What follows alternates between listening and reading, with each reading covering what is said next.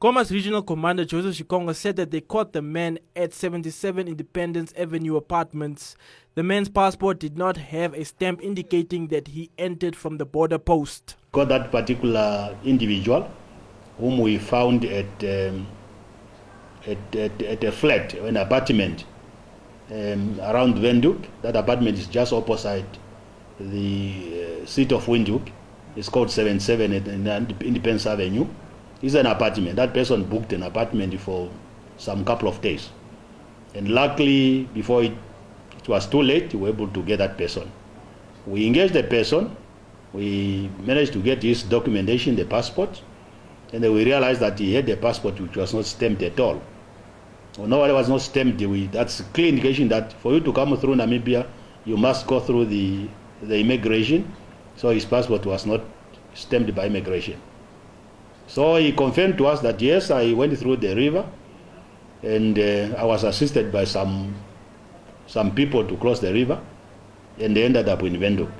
Shikongo added that the man resisted being tested for COVID-19 while he came from a high-risk country. The police officers had to arrest the individual to give the health ministry personnel an opportunity to do the test. We have to call the Minister of Health and Social Services to come and test and check you.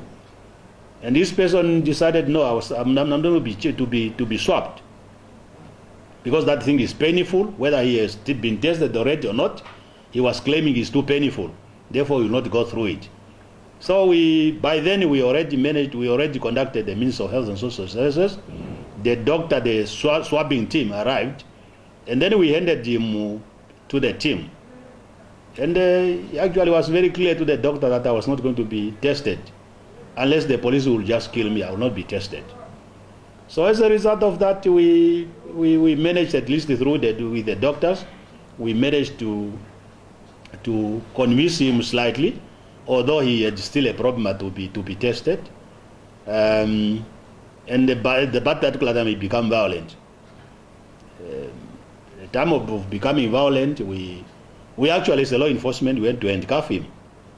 It's not a question this person was forced to be swabbed, but I think for the interest and for the safety, so the doctor have to do their work. According to Shikongo, there were 24 people quarantined at the Robert Mugabe clinic, of which 16 were police officers, and he noticed in the second week that many people were very stressed. We were told to report ourselves at Robert Mugabe, all of us. We went there and we were swabbed, and immediately we were told to go to mandatory quarantine.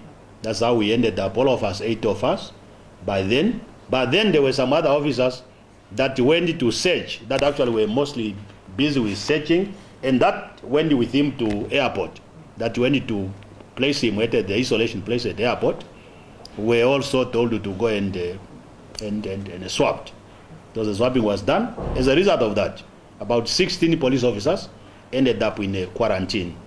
So we ended up in quarantine for more than days that we were supposed to be there. As for now, my colleague, about 20 people that were quarantined with us, because total we ended up, we were 24. Because we had the police officers, and then we had some other people that were like 2 ladies from Checkers. There was 1 lady from Namibia Brewell.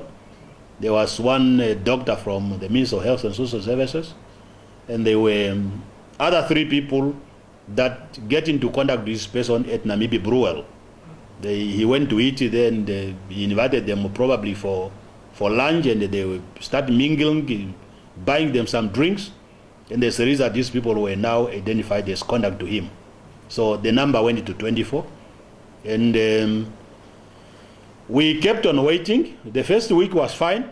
The second week became so tough in terms of anxiety, fatigue, and the stress. It started with some people. Actually, some people even they developed some stresses. Blood level went up, and I can recall vividly that one of our officers even ended up saying, "No, I'm no longer going even to take food.